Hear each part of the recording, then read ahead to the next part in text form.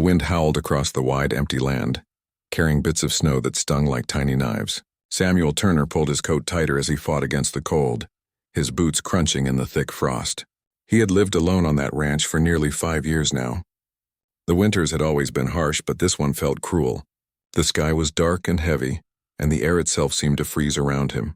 His small cabin stood a few hundred feet from the barn, and even that short walk felt endless in the biting wind. He had been trying all afternoon to keep his animals safe before the snow buried everything. The storm had come faster than he expected. By evening, the snow had already covered the fences and the horses were restless. Samuel's breath formed white clouds as he led the last mare inside, patting her neck gently to calm her. "Easy, girl," he whispered, his voice rough from the cold. "We'll get through this." He threw one last armful of hay into the stall and was about to shut the barn door when something caught his eye through the swirling snow. At first he thought it was just a dark shape, maybe a fallen branch or a pile of old sacks, but then it moved. Samuel froze for a second, squinting through the blizzard. There near the far fence was a figure, small, half buried in snow, barely moving. He didn't think. He dropped the lantern and ran. The cold burned his lungs, but he pushed through until he reached the figure. When he brushed the snow away, his heart skipped. It was a woman. Her face was pale and still, her lips bluish from the cold. She wore worn-out clothing and had a torn blanket wrapped around her shoulders. Her dark hair was stuck with bits of ice, and her hands were trembling faintly. "Hey." "Can you hear me?" Samuel shouted, but the wind swallowed his voice. She didn't answer. He could feel how cold her skin was, and he knew she wouldn't last long out there. Without another thought, he lifted her into his arms. She was lighter than he expected, and he could feel how weak she was. Snow whipped against his face as he staggered back toward the cabin. Every step felt like a fight against nature itself, but he kept going, his boots sinking deep with each step. When he finally reached the door, he kicked it open and stumbled inside, slamming it shut behind him. The warmth from the small fireplace hit him like a wave. He laid her gently on the old rug near the fire and quickly covered her with his coat. Then he rushed to add more wood to the flames. The fire cracked and hissed, slowly spreading light across the small room. He could finally see her properly now. Her face was beautiful, though tired.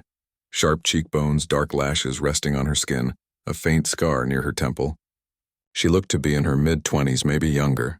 Samuel noticed the necklace around her neck, small beads woven in an Apache pattern. It was clear now who she was. An Apache woman alone in a blizzard. He found a cloth and warmed it by the fire, then gently rubbed her hands and arms to bring back life. "Come on now, don't you give up," he muttered, as if talking to one of his animals. Slowly, her breathing steadied. After a few long minutes, she let out a small sound, a weak sigh, and her eyes fluttered open. They were dark brown, deep and alert despite her exhaustion. She stared at him, confused and frightened. Samuel raised his hand slowly to show he meant no harm. "You're safe," he said quietly. "You're inside. You were out there freezing to death." She didn't speak at first, just looked around the cabin. Her voice came out soft and cracked. Where am I?" "My ranch," Samuel replied. "About 10 miles north of Dry Creek. Found you by the fence." She seemed to take a moment to understand his words. Then she whispered, "I was walking all day. The storm came. I thought I'd never find shelter. You found it now," he said. "Rest easy. You're safe here." He poured some water into a tin cup and warmed it over the fire. Then he handed it to her carefully. Her fingers trembled as she took it. She drank slowly, watching him the whole time. The flicker of the firelight showed the small cuts on her face, and he wondered what kind of journey had brought her to his doorstep. "I'm Samuel Turner," he said after a moment. "You got a name?" She hesitated, then said, "Naya." Her voice was quiet but clear now. "My name is Naya." "That's a fine name," Samuel said, trying to sound calm, though his heart still pounded from the rescue. "You hungry?" She nodded slightly. He took some dried meat and a small loaf of bread from the shelf. It wasn't much, but it was all he had left. He warmed it by the fire and handed it to her. She ate slowly, like someone who hadn't tasted food in days. Outside, the storm grew louder, slamming against the walls. The wind screamed through the cracks, but inside the little cabin, the light and warmth made a fragile circle of peace. Samuel sat across from her, arms resting on his knees, staring into the fire. He hadn't had company in months. The sound of another person's voice felt strange, almost unreal. After a long silence, Naya spoke again. "You live here alone?" Samuel nodded. "Been that way a while. Just me, the horses, and the wind." "You're brave," she said softly. "Most men wouldn't stay here alone." He chuckled dryly. "Maybe foolish, not brave." For the first time, a faint smile touched her face. It changed her completely, like sunlight breaking through clouds. Time passed slowly. Samuel could feel his eyelids getting heavy, but he didn't want to sleep yet. He kept glancing at her, making sure she was still awake, still breathing. He remembered stories of travelers freezing even near a fire if they stopped moving. He handed her another blanket, the last one he had. She hesitated before taking it, as if worried to use something that wasn't hers. "Take it," he said gently. "It's just cloth. You need it more than I do." "Thank you," she murmured, wrapping it tightly around her shoulders. The firelight danced on the log walls, throwing long shadows. The small cabin creaked as the wind pushed against it. Somewhere outside, one of the horses neighed nervously. Samuel stood and looked through the frosted window. Everything was white, endless snow under a moonless sky. He'd seen blizzards before, but not like this. He could feel the cold pressing even through the thick glass. He turned back to the woman by the fire. She looked so fragile and yet so strong. Her eyes followed his every move, alert but not afraid anymore. "You should rest," he said. "Tomorrow'll be better." She shook her head. "The storm won't stop till morning. You should rest too." He gave a small smile. "I will. Just gotta make sure the fire keeps strong." Minutes turned into hours. The flames popped and hissed. At one point, Samuel dozed off in his chair, only to wake when the firelight dimmed. He stood, added another log, and looked at Naya again. She was asleep, breathing softly. The lines of worry had faded from her face. For the first time in a long while, Samuel felt something he hadn't felt in years, a quiet sense of peace. He didn't know who this woman truly was or what fate had brought her here, but at that moment it didn't matter. In a world of endless cold and silence, he wasn't alone anymore. The storm raged outside through the long hours of night, covering the land in white. Inside the cabin, the fire burned low but steady, its glow casting warmth across the two souls fate had thrown together. As Samuel sat back and listened to the wind, he whispered to himself, "We'll make it through this night." The storm showed no mercy that night. Wind slammed against the cabin walls like angry fists, and snow poured from the sky as if the heavens themselves wanted to bury the land. Samuel Turner sat near the fire, feeding it every few minutes just to keep the room from freezing. The flames danced weakly, throwing light across the small space. The Apache woman, Naya, sat wrapped in his coat, her face pale and tired. She had stopped shivering, but Samuel knew the danger wasn't over. The storm would last till morning, maybe longer, and if the fire died, they wouldn't last either. He glanced at the window. All he could see was a white blur. His horses were safe in the barn, but the wind was fierce enough to tear roofs apart. He rubbed his hands together and looked back at Naya. She sat still, eyes fixed on the fire. The crackling flames reflected in her dark eyes like tiny stars. "You holding up?" he asked, voice rough but gentle. She nodded faintly. "It's colder than I thought. The wind never stops." Samuel gave a small smile. "It's worse in the valley. Up here, at least we're not buried yet." But even as he spoke, his breath came out in thick clouds. The temperature was dropping fast. He pulled another log from the stack, but it was damp, and the fire hissed weakly when he set it in. Naya's hands trembled as she tried to warm them over the flame. She was still weak, and her lips were turning pale again. Samuel frowned. He knew what was happening. Her body was losing heat faster than the fire could replace it. He threw 2 more logs in, then crouched beside her. "You need more warmth," he said. "That coat won't do much longer." Her eyes lifted to his. "You'll freeze too," she said softly. He shrugged. "I've seen worse." But his voice lacked confidence. He could already feel the cold biting through his clothes, creeping up from the floor. Minutes passed in silence, broken only by the howl of the wind and the crackle of wood. Naya's eyes fluttered once, twice, exhaustion pulling at her. Samuel reached over and shook her shoulder gently. "Hey, don't fall asleep yet," he said. "Not while it's this cold." Her eyes opened slowly. She looked at him for a long moment, then spoke in a calm but serious voice. "If we sleep apart, we might not wake up." Samuel frowned. "What do you mean?" She took a deep breath. "When I was little, my people told stories of winter journeys. When the cold grew too deep, they would lie close together. Two bodies share heat better than one. If not, she paused, meeting his eyes. If not, they both die. Samuel stared at her, unsure if she was joking. You're saying, she nodded once, steady and unashamed. Share my bed or freeze. For a moment, the only sound was the wind outside. Samuel's face flushed, though not from warmth. He looked away, embarrassed by the words even though he understood what she meant. It wasn't an invitation, it was survival. The cabin had no extra blankets, and the fire could die at any moment. He rubbed the back of his neck, struggling to find words. I don't want to make you uncomfortable, he said. You won't, she replied simply. The cold doesn't care who we are. He could see the truth in her eyes, calm, serious, without a trace of shame. She was practical, brave. It was he who felt awkward, not her. Finally, he sighed. All right, he said. If it keeps us alive, we'll do it your way. Naya gave a small nod and lay down on the old bed against the wall. Samuel hesitated before lying beside her, leaving a careful space between them. The bed was narrow and the blanket thin. The fire's light flickered across the room, painting their faces in warm color while the world outside remained frozen in white. At first, neither spoke. Samuel stared at the ceiling, listening to the storm. The bed creaked when the wind pushed against the walls. His hands felt numb even under the blanket. Slowly, he felt the warmth of Naya's body next to his, faint at first but real. The heat spread between them, driving away the biting cold. She shifted slightly, her shoulder brushing his. Better, she murmured. He smiled in the darkness. Yeah, better. Minutes turned into an hour. The fire dimmed again, but the warmth between them remained. Samuel felt her breathing steady, slow and even. She was asleep. He turned slightly to look at her, her face calm now, her dark hair spread across the pillow like silk. Something inside him softened. She had come into his life by chance, yet here she was, sleeping peacefully in the bed of a man she'd met only hours ago. He pulled the blanket a little higher, making sure she was covered, then closed his eyes. But sleep didn't come easily. The storm outside roared like a beast, shaking the cabin walls. Every sound made him tense, the groan of wood, the whistle of the wind. He wondered if the roof would hold till morning.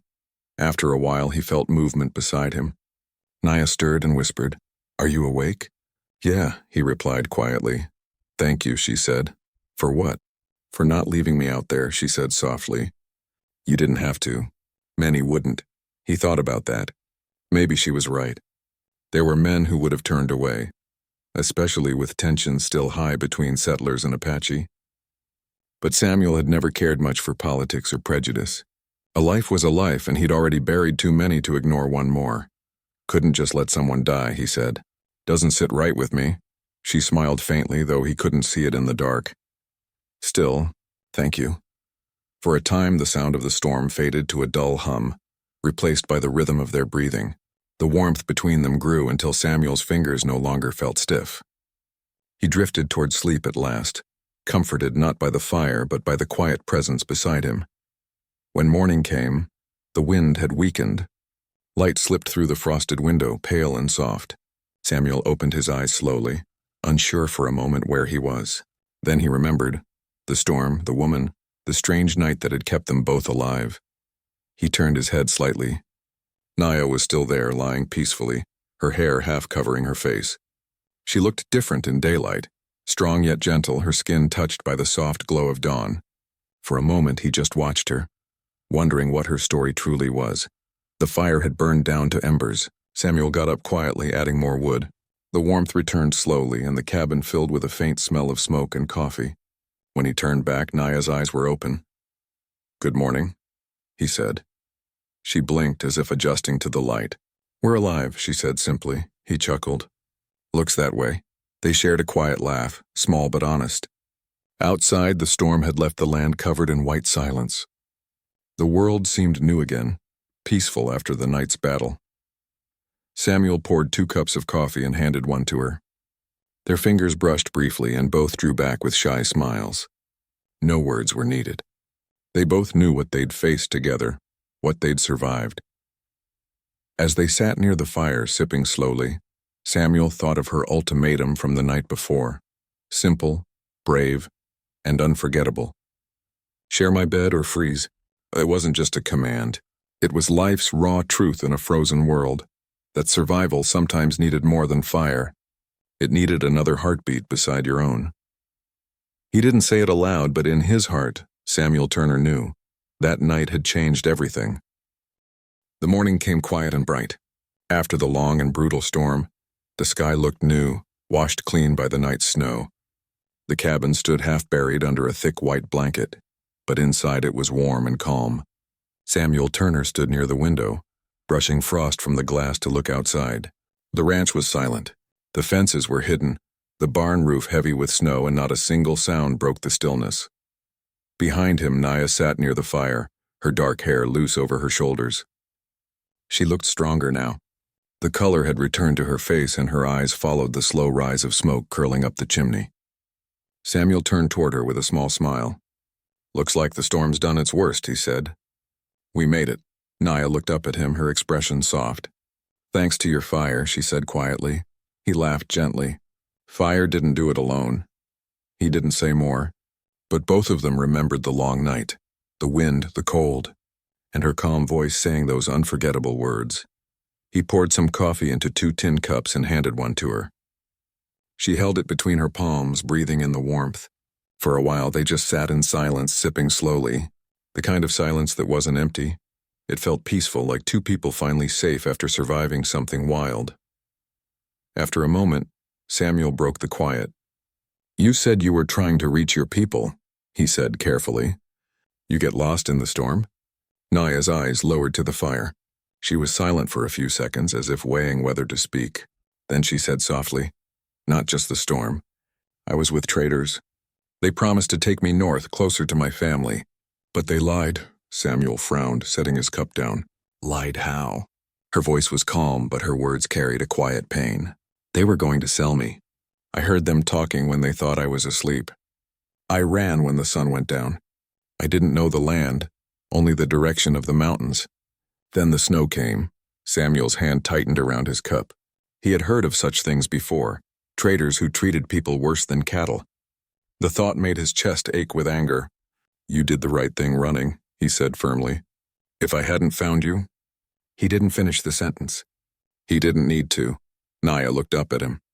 "I didn't think anyone would help me," she said. "Most men would have left me out there." Samuel met her gaze. "I'm not most men," he said simply. Their eyes held for a moment longer than either expected. Then she smiled faintly and looked back at the fire. "No," she said softly. "You're not." The day passed slowly. Samuel spent the morning digging snow away from the barn door while Naya stayed inside, keeping the fire alive and drying clothes near the flames. When he returned, she had a pot of stew warming on the fire, a simple meal made from what little he had. The smell filled the cabin, rich and comforting.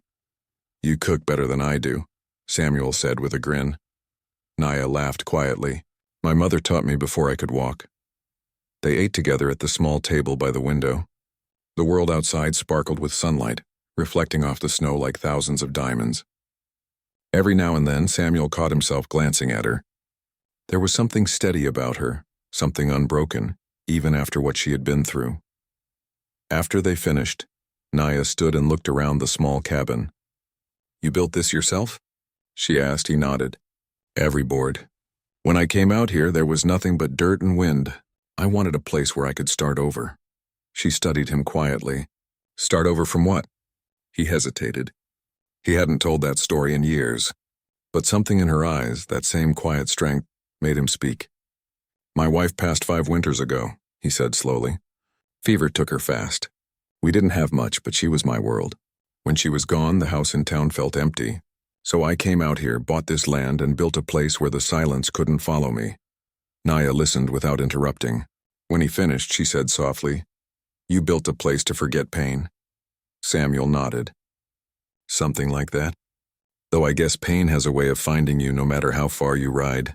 She looked around the cabin again, the rough table, the patched roof, the single bed by the wall, and said quietly, "Still, it feels like a good place, honest, safe." Her words warmed him more than the fire. For the first time in a long while, he felt proud of what he had built. The afternoon light faded early, and by evening the wind began to whisper again. Not a storm, just the usual breath of winter. Samuel sat by the fire sharpening his knife, while Naya mended a torn sleeve from his coat. Her fingers were quick and sure, and the sight made him smile. "You're a fine hand with a needle," he said. She looked up. "When you live in the wild, you learn to fix everything yourself." "That's a truth," he said, setting the knife down. "You know, most folks these days wouldn't last one night out here." Naya smiled faintly. "You lasted years. I had no one to worry about," he replied.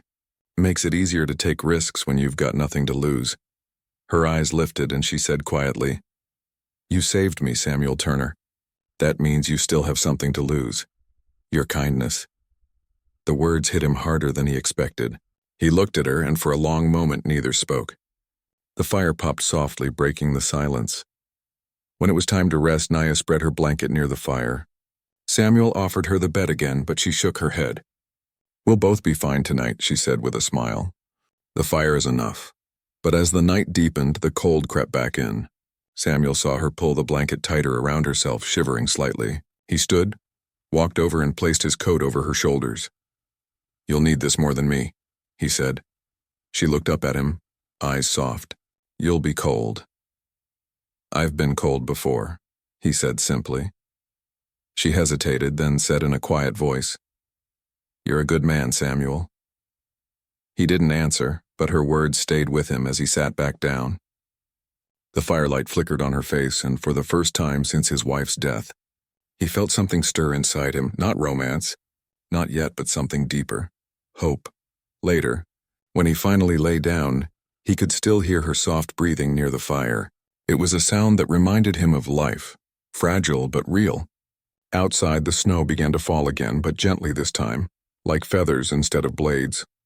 The land rested, and so did they. As Samuel drifted toward sleep, he thought about her story, her courage to run, her strength to survive, her trust in him. He didn't know how long she would stay, or what waited beyond the hills when the snow melted. But one thing was certain. The loneliness that had filled his days had been broken. He smiled faintly in the dark, whispering to himself, maybe the storm didn't just bring trouble. Maybe it brought a reason. And near the fire, the Apache woman slept peacefully, unaware that her arrival had already begun to change the heart of a man who thought he'd forgotten how to feel. The night passed in quiet peace. When dawn came again, Samuel rose early, stepped outside and breathed the sharp morning air. The world was still covered in snow, but it no longer looked empty. There were tracks, and hers and his, side by side, leading from the barn to the cabin.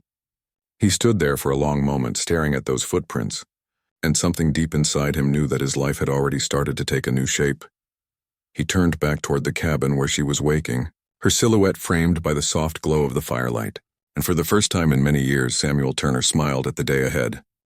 The days after the storm passed slowly, wrapped in quiet and cold light. The land around Samuel's ranch was still buried deep in snow. The path to town was gone, covered by white drifts taller than a horse. It would take at least a week before anyone could travel safely again. Inside the cabin, life found a slower rhythm. The days were filled with simple work, feeding the horses, keeping the fire alive, melting snow for water, and at night, long hours of silence broken only by quiet talk and the crackling of wood. Samuel Turner had lived alone for years, but the silence now felt different. With Naya there, it was no longer heavy. She moved quietly, yet her presence filled the place with something warm, something living. He would catch himself listening to the sound of her footsteps or the soft hum of her voice when she spoke to the horses. He didn't say much, but every small thing she did left a mark in his lonely world. Each morning, Samuel woke early and stepped outside to check the barn. The air cut sharp as a knife, but the sight of the hills covered in silver frost was worth it. The horses snorted clouds of steam, waiting for him to bring hay. Naya often joined him, wrapping herself in his old coat. "They're beautiful," she said one morning, touching the nose of his gray mare. The animal leaned into her hand, calm and trusting. Samuel smiled. "They like you," he said. "Took me weeks to earn that trust." Naya smiled back. "Animals know hearts faster than people." He didn't answer, but the words stayed in his mind all day. When the sun rose higher, they worked together to clear the snow piled against the cabin door. It was hard work, but Naya never complained. Her movements were strong and careful, her eyes bright with determination. Samuel watched her quietly, impressed by her strength. Most people would have stayed by the fire, but she faced the cold as if it were an old enemy she refused to fear. By midday, They rested by the fire, sharing bread and coffee. The warmth made the room smell of wood smoke and roasted beans. "You ever think of leaving this place?" Naya asked suddenly. Samuel looked up. "Leave? Not really. Out there's too much noise. Too many people trying to take what's not theirs. Here, I know the land. It's quiet, honest." She nodded slowly. "My father used to say the same. He said the earth only speaks when people listen." "Your father sounds like a wise man," Samuel said. "He was," she replied softly. "Before the wars came, before everything changed." Her eyes grew distant, and Samuel didn't ask more. He could feel the weight of her memories, and he respected her silence. That evening, when the light faded early and the cold crept in, Samuel set a pot of stew on the fire. The smell filled the cabin, and Naya smiled as she stirred it. "You're learning," she teased. "I'm a fast learner," he replied with a grin. They ate together in peace. Outside, the wind moved softly through the trees, but the storm's anger was gone. When they finished, Naya looked around the cabin and said, "It feels different now. Warmer." Samuel looked at the fire, pretending not to understand. "Fire's stronger tonight," she smiled knowingly. "Maybe, or maybe it's something else." Later, as they sat by the fire, Naya took out the small beaded necklace she always wore. She held it in her hands, letting the colors catch the light. "My mother made this," she said quietly. "Each bead means something: home, courage, love, journey. When I ran from those traitors, I thought I'd lost everything, but I still had this. Maybe it brought me here." Samuel listened carefully. "You think it led you to my ranch?" She shrugged, a small smile touching her lips. "Maybe fate led both of us. You saved me. Maybe I was meant to remind you that the world still holds kindness." Her words struck something deep inside him. He looked at her for a moment, unsure what to say. "You remind me," he said softly, "that even the loneliest land can hold a heartbeat." Naya looked at him, surprised, then smiled. A real smile, gentle and warm. The next few days passed in a quiet routine. Samuel taught her how to repair tools, fix saddle straps, and cut firewood without wasting strength. In return, she showed him how to make better fires using dry moss and how to track animals even in deep snow. They learned from each other, laughed sometimes, argued other times, but always ended up working side by side again. One afternoon, a coyote came close to the barn, searching for food. Samuel reached for his rifle, but Naya stopped him. "Wait," she said softly. She stepped outside, moving slow and steady. The coyote froze, its golden eyes alert. Naya whistled softly, a sound like wind through grass. The animal tilted its head, then turned and ran off. She returned to the cabin, smiling. "Sometimes you don't need to fight," she said. "You just need to show respect." Samuel shook his head, half in awe. "You've got more wisdom than most men I've met," she laughed quietly. "Wisdom comes from listening to the world, not from owning it." That night, as the fire burned low, Samuel found himself telling her stories he hadn't told anyone. He spoke about his wife, how she loved the sound of rain on the roof, how she would hum while baking bread, how her laughter used to fill their old home. Naya listened without interrupting, her eyes full of gentle understanding. "I thought the world ended when she passed," he said. "Didn't think I'd ever talk about her again." "You still love her," Naya said softly. "I always will," he replied. "But I guess love doesn't end. It just changes shape," she nodded. "That's true. My mother used to say love is like fire. You can't hold it, but it still warms you." The cabin fell silent again, but it was a comforting silence filled with unspoken understanding. Days turned to a week, and the snow slowly began to melt. Water dripped from the roof, and patches of brown earth began to show through the white. Samuel felt both relief and sadness. Relief that the land would soon open again, and sadness that the days of quiet companionship were almost over. One morning, he found Naya outside, standing near the fence and watching the horizon. Her hair blew gently in the wind, and the rising sun painted her face in gold. "You're thinking about leaving," he said softly. She turned, her expression calm but sad. "My people are out there. I need to find them, but..." She paused, looking back at the cabin. "This place feels like a part of me now."